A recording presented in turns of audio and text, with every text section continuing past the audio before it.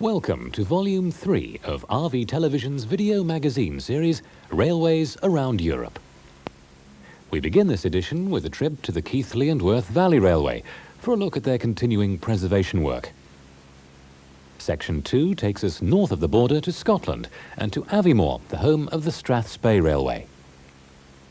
Central Switzerland beckons next with an ascent of the 7,000-foot Mount Pilatus on Switzerland's steepest cogwheel railway.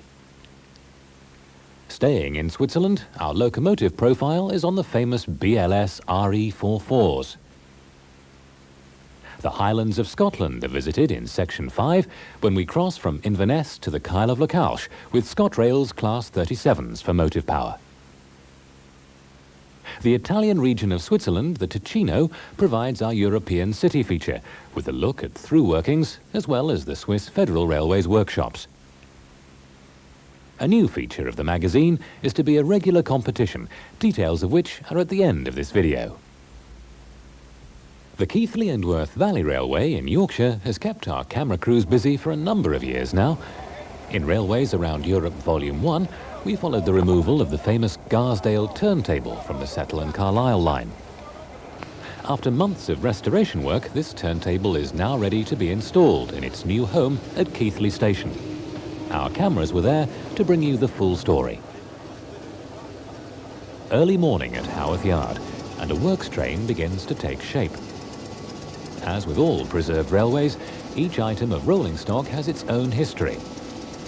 This brake van, number B951634, was built at Darlington by British Railways to a design continued from the LNER. It's a standard 20-ton brake van fitted with vacuum brakes, and it was latterly allocated to BR's Research and Development Department at Derby before purchase by the railway in 1984. This tender, being removed from a siding, belongs to locomotive number 75078, a British Rail Class 4MT 460. Built at Swindon in 1956, number 75078 was one of a class of 80 engines built between 1951 and 1957 to a design by Riddles.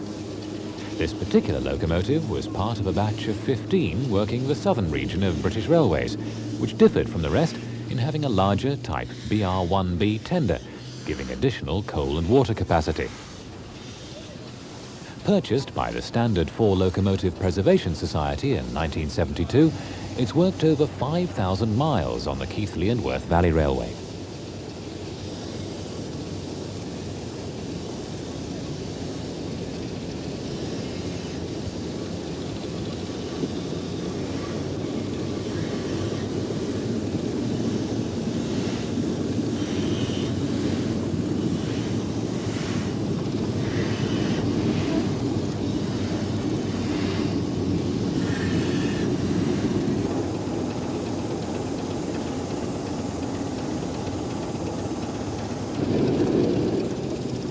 Sitting next to the Ginty, number 47279, is the railway's most famous locomotive, British Railways Bullied West Country 462, number 34092, City of Wells. The locomotive was built in 1949 and is one of the crack express engines designed by O.B.E Bullied for the Southern Railway. For many years now, City of Wells has been a regular performer on the railway and also on mainline duties on the Leeds, York to Scarborough runs, and numerous outings on the Settle Carlisle line. Next to be removed from the sidings is the Cowans Sheldon 50-ton capacity breakdown crane, number 100550. This crane is an example of the heaviest type of breakdown crane supplied to the Big Four railway companies when the steam locomotive was at its zenith. Purchased in 1982, the crane was a replacement for a smaller capacity 30-ton crane sold to the Severn Valley Railway. The now almost completed works train is headed by Class 25, number D5054, resplendent in its newly painted green livery. All that remains now is for the Ginty to be coupled to the rear, and all will be ready for departure to Keithley.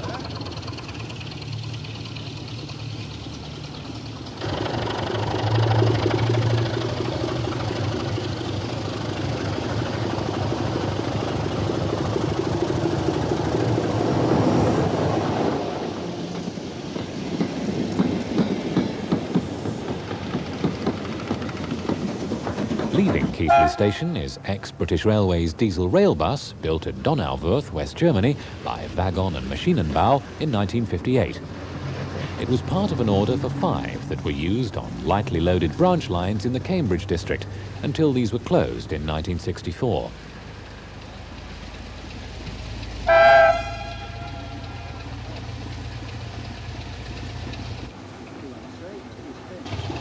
The rail bus having cleared the line, the works train is able to move into position ready for the lift.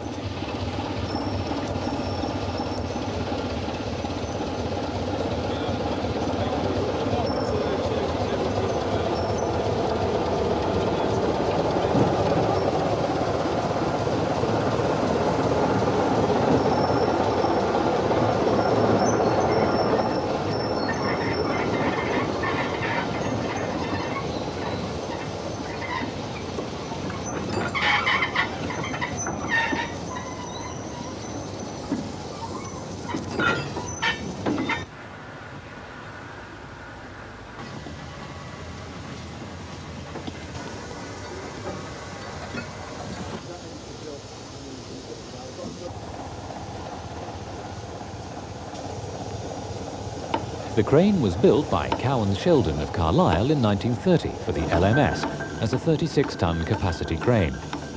But this was found to be inadequate, and accordingly William Stanier had most of these cranes upgraded to 50 tons capacity at 18-foot radius in 1939.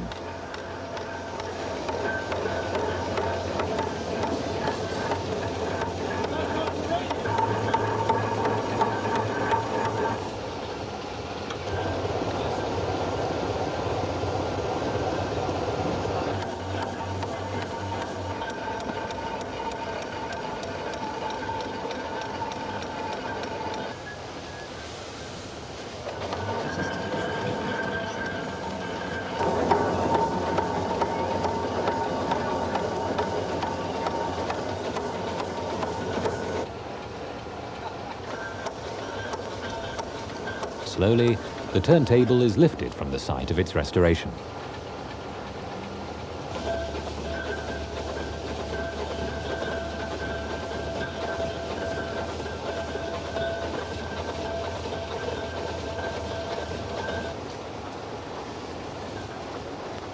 The newly dug-out walled pit stands waiting less than 100 yards away.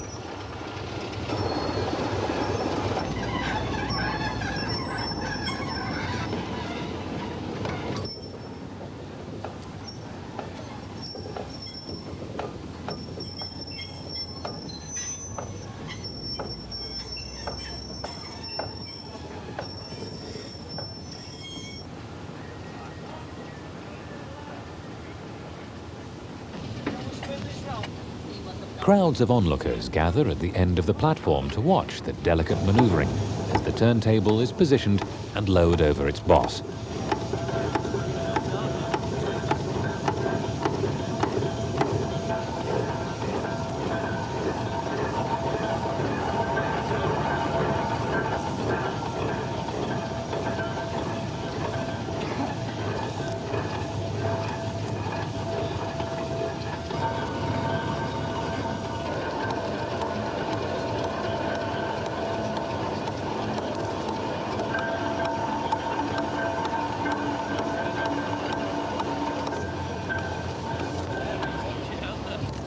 Thanks, Dan. That's lovely.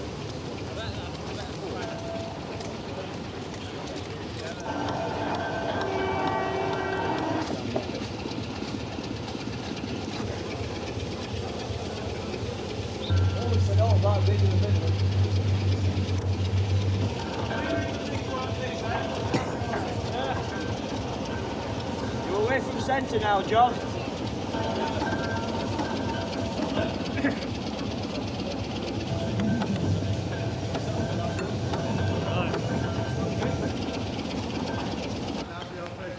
A group photograph of all involved finishes the day's work nicely.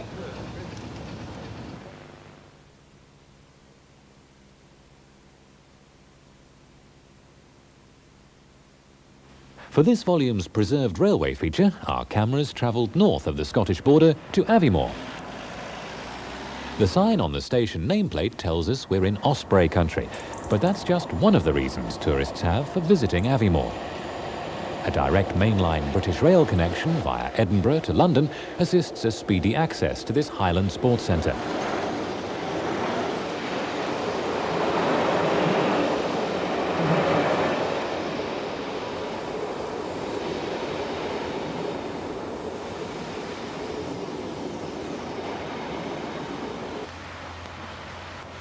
Five miles north of Aviemore stands the present country terminus of the Strathspey Railway, Boat of Garten, which takes its name from the chain-operated ferry across the River Spey, which was replaced by a bridge in 1899. The railway owns the trackbed of the former Highland Railway line as far as Granttown, 7 miles away, which it plans to reopen in due course. A regular pattern of operation for the railway was established in its first full season in 1979. Since then, passenger figures have always remained around the 50,000 mark on regular scheduled passenger traffic, which has been the railway's main source of revenue. The Royal Scotsman, a luxury train which tours throughout Scotland, has stopped for a night at Boat of Garten since the introduction of the service in 1985. The Strathspey Railway owns or maintains a variety of locomotives, but its coaching stock includes Pullman cars, vintage coaches, British Rail Mark Is and wooden wagons of past years. Boat of Garten Station replaced the original, burnt down in 1904, and the locomotive shed at Aviemore dates from 1898. Whilst the Strathspey Railway's first objective has been to provide a steam service for tourists, it's achieved this while still maintaining the regional character of the line by restoring the existing buildings carefully and re-erecting Scottish structures. The Speyside station of Aviemore was originally at Downaspittle on the Highland Railway, 25 miles south of Aviemore, and the footbridge came from Elgin on the Great North of Scotland Railway. The locomotive stock includes a Black 5 460, now back at work, which once operated over the ex-Highland line in 1934. But today, it's number 60, built in 1948 in Hunslet, Leeds, for the NCB, which is running the service.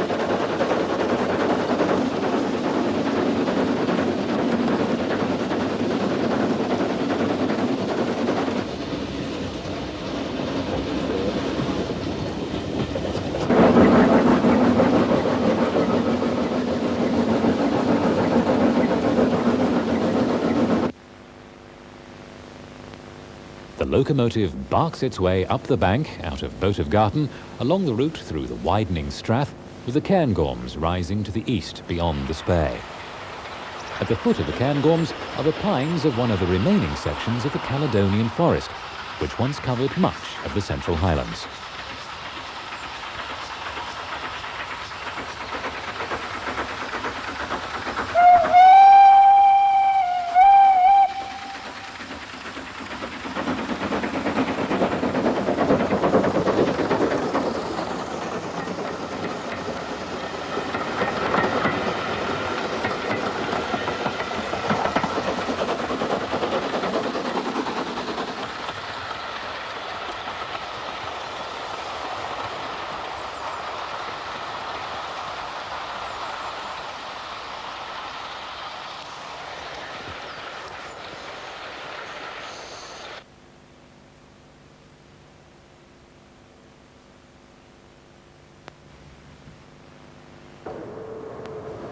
This small village of Alpnachstadt lies at the lower end of a most remarkable mountain railway, that of the Pilatus Bahn, which is Switzerland's steepest rack railway with gradients of almost 1 in 2. It was in the year 1863 that a Swiss engineer, Niklaus Riggenbach, took out a patent for a rack and pinion system which would provide a method of operating trains up gradients steeper than had been thought practical up to that time. The Riggenbach system is to be found in use throughout Switzerland on mountain railways and mainline services alike. However, another brilliant engineer, Colonel Lochalsh, was given the difficult task of building a railway to the summit of Pilatus at 7,000 feet above sea level. He envisaged a route from Alpnachstadt to the summit terminus just below the peak at Essel, climbing 5,344 feet in a distance of just less than 3 miles. This ascent required a maximum gradient of 48%, or almost 1 in 2, and an average gradient of 1 in 2.5. At such an incline, the Riggenbach rack system would not have been safe, and Lochalsh therefore designed a system of his own. The rack consists of flat bars of steel with teeth machined in both outer edges. Instead of vertical pinion wheels, his locomotives were equipped with horizontal pinions gripping the rack from both sides, with plates extending under the rack to prevent vehicles from lifting. With modern electric motor coaches, this method of operation continues unchanged. Each coach has 2 pairs of pinions, which help to provide protection against derailment by centering the coach on the track. It would be difficult to transfer vehicles from one track to another by ordinary switches and crossings, so electrically operating traverser sections are used for this purpose at the lower terminals and also at the intermediate crossing loop at Eemsigenalp, whilst at the upper terminus the whole crossing rotates on its axis. The original steam-driven trains reached the summit in 70 minutes. Electrification has shortened this journey to only 30 minutes. The electric current providing power through overhead conductors is at 1,550 volts DC, and each motor coach is fitted with 2 110 horsepower motors. As the car weighs no more than 9.5 tons, or 12 tons with a full complement of 40 passengers and 1 conductor, the total of 220 horsepower provides ample power. First introduced in 1937, the motor coaches maintain a steady 12 kilometers per hour on the climb and 10 kilometers per hour on the descent. The change in scenery as we travel up the Pilatus Railway is incredible. From lush forests near the base to stark crags at the summit, with views stretching back far below to the lakes and mountains of central Switzerland.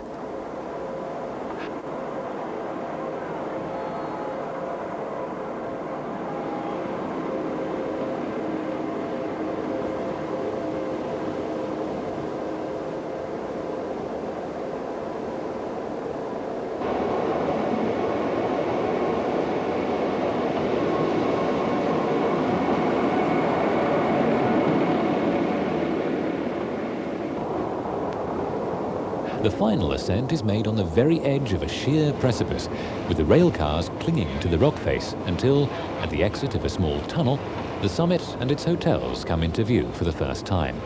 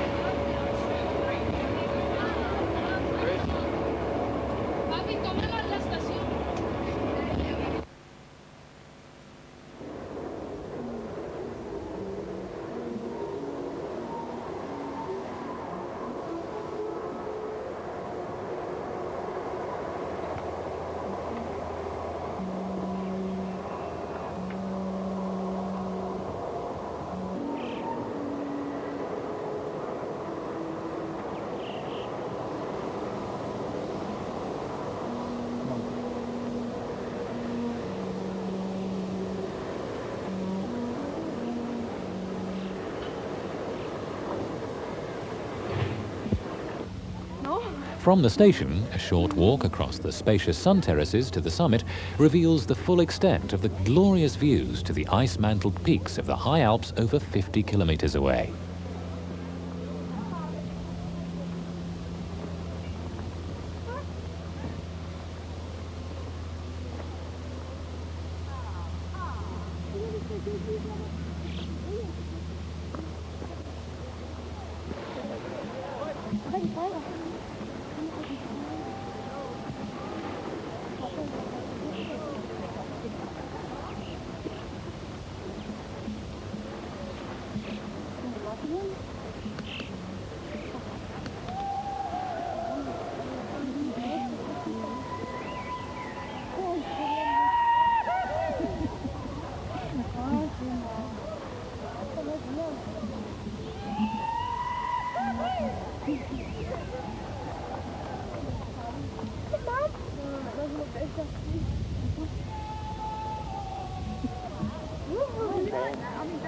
From Pilatus back to Lucerne, the journey can be varied by taking the daring aerial cableway from the summit down to Frackmontaine. First opened on March the 9th, 1956, it remains open the whole year round and provides in winter the only link to the summit. The distance of 1,389 metres, with a drop of 655 metres, is travelled in 5 minutes, and a maximum of 480 persons per hour travel this route at the height of the summer season. This smaller 4-seater gondola cableway completes the descent to Criens in the suburbs of Lucerne. Opened on the 23rd of December 1954, it has a total length of almost 5 kilometres.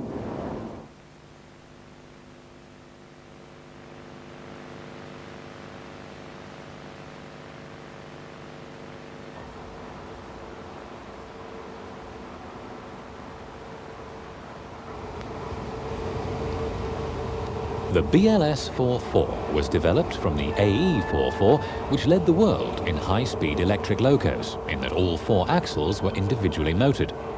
It beat the Federal Railways of Switzerland by 1 year. Operating at 15 kilovolts AC, 16 2/3 Hertz, the first of the class entered service in 1944, and with a weight in working order of only 80 tons, had an hourly rating of 4,000 horsepower at 75 kilometers per hour, and was capable of hauling 400 tons up 1 in 66 grades at 80 kilometers per hour. The RE44 is similar in appearance, but of much more sophisticated design. The main electrical difference being the use of DC motors fed via a high-voltage control transformer in 32 steps to a silicon rectifier. With the same weight in working order, the hourly rating at 75 kilometers per hour was raised to a staggering 6,720 horsepower, enabling trains of 630 tons to be hauled up gradients of 1 in 37 at 80 kilometers per hour. The maximum permitted speed is 140 kilometers per hour, compared with 125 kilometers per hour of the AE44.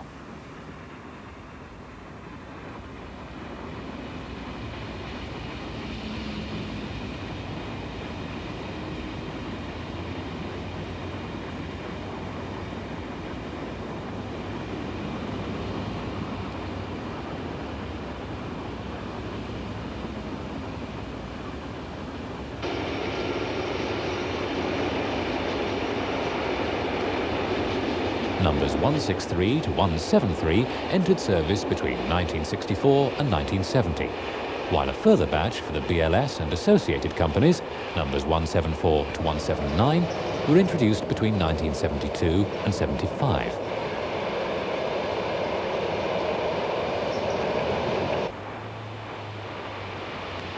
They remain responsible in 1990 for the bulk of high-speed passenger and freight work of the BLS.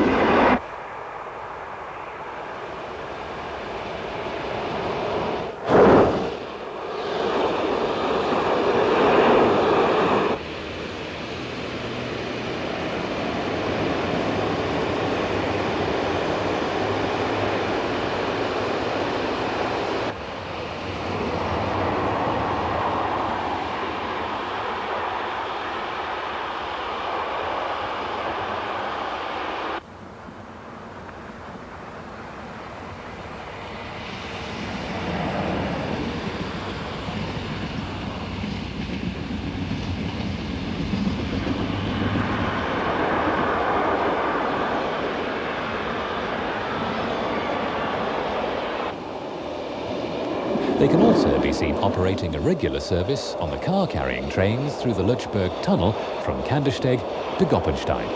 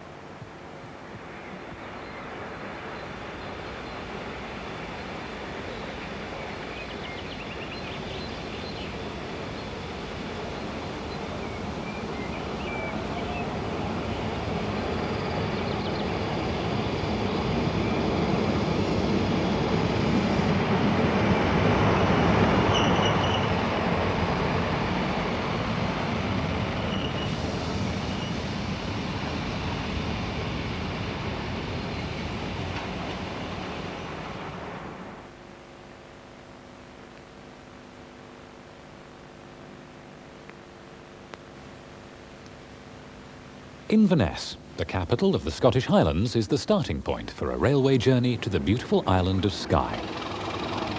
British Railways Class 37 diesels were once the mainstay of this coast-to-coast line, but in later years the service has been taken over by sprinters. However, a daily service, including in its makeup a panorama car, still ran during the summer months before the bridge at Inverness was destroyed by freak storms. It's into the cab of one of these services we can now climb to bring you the highlights of a journey from the Moray Firth to the Atlantic Ocean.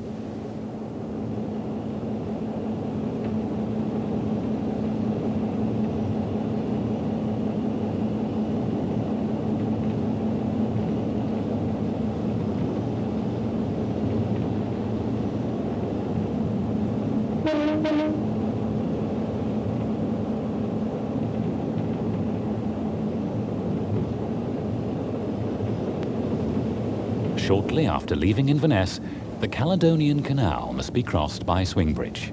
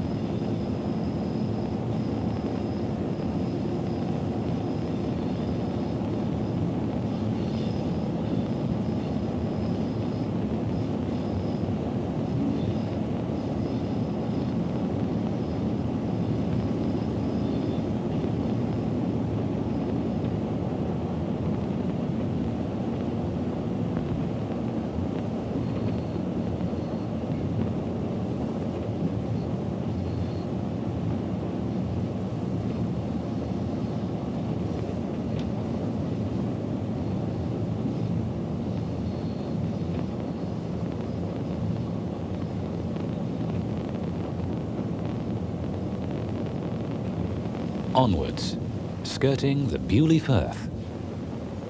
The Black Isle rising to our right. Through Muir of Ord to Dingwall, where the line to Wick and Thurso branches north, and we turn westward to begin the ascent of the Highlands.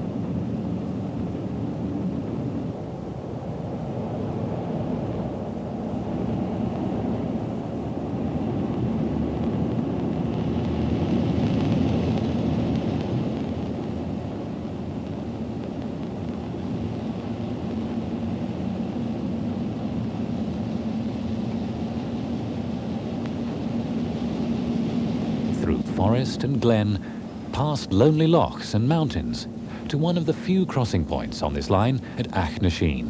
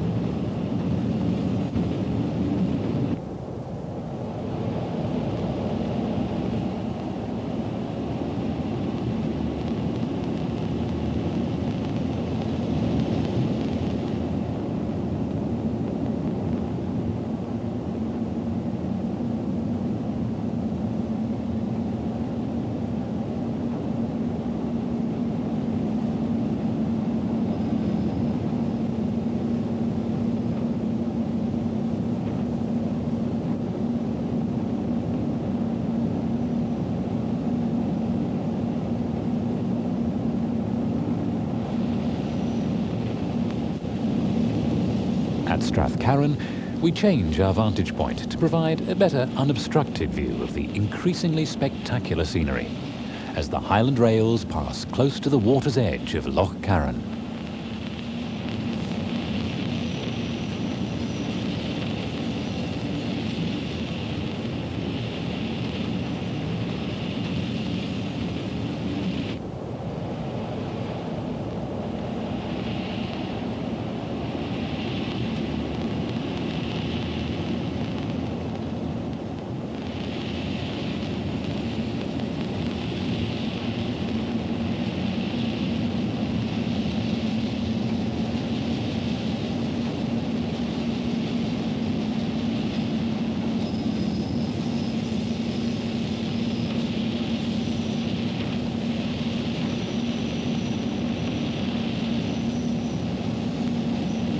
Lying at the western end of the loch is Plockton, a picturesque village which boasts palm trees growing in its high street.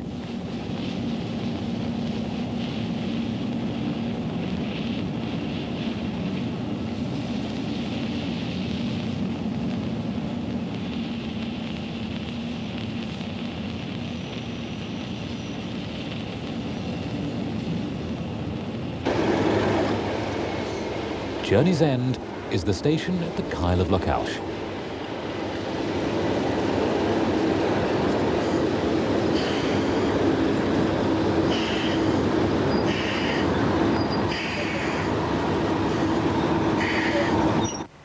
And across a short stretch of water, the Isle of Skye.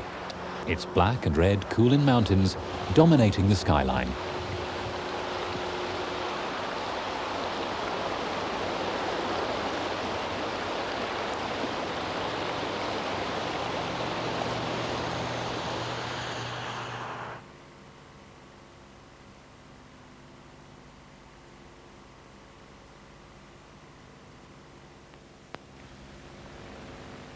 Bellinzona, with its 18,000 inhabitants and situated just under 800 feet above sea level, has been the capital of the Ticino since 1878.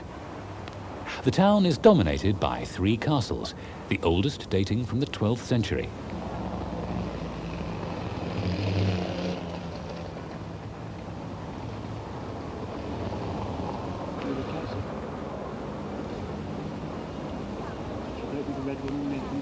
There are numerous ancient churches and other historic buildings, but it's also well supplied with modern shops and sporting facilities.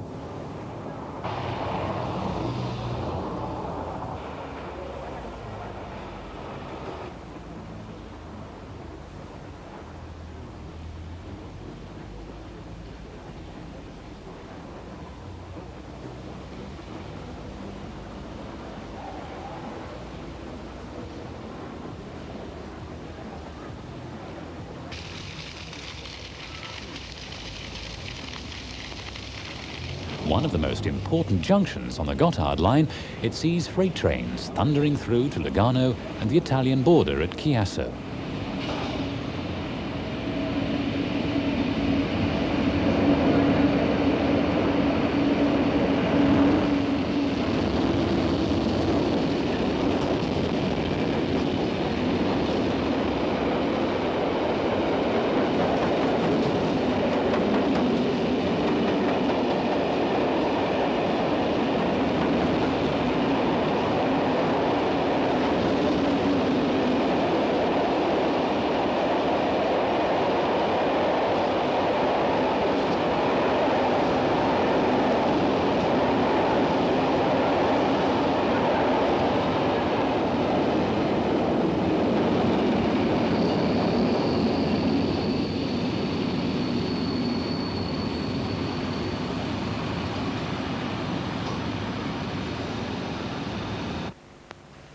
A shunter goes about its business.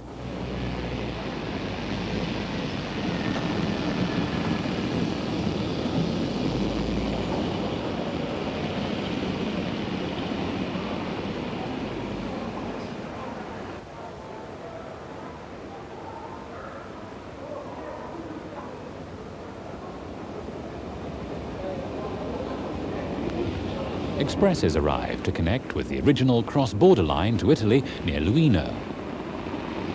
The station dates from the 6th of December 1874, and the main building is little changed today.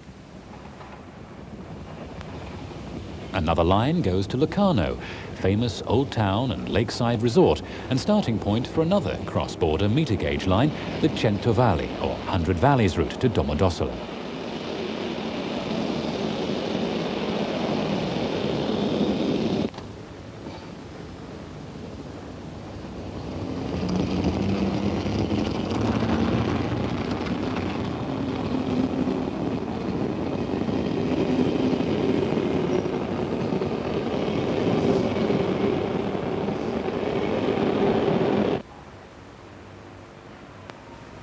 And here is the famous Gottardo, in its striking livery, later to be repainted in a rather drab grey.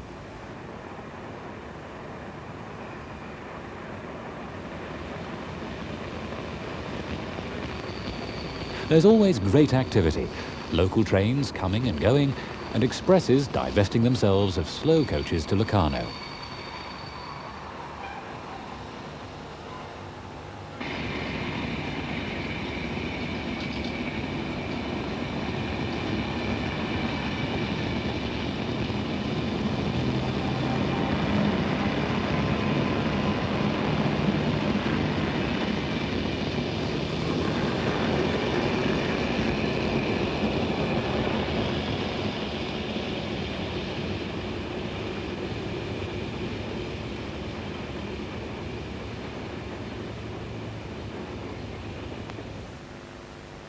It's also home to one of the main loco and carriage repair works of the Federal Railways.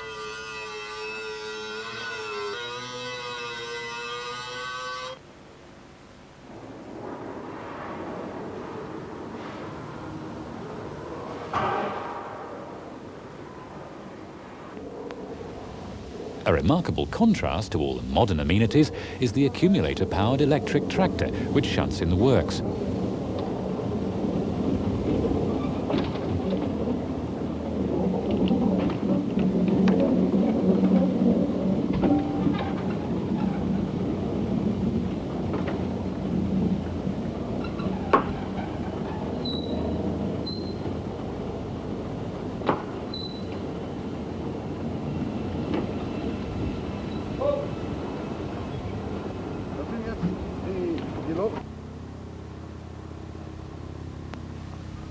So we leave Switzerland as the southbound Wilhelm Tell Express pulls out, heading south with its panorama car, once in regular service on the famous German Rheingold Express.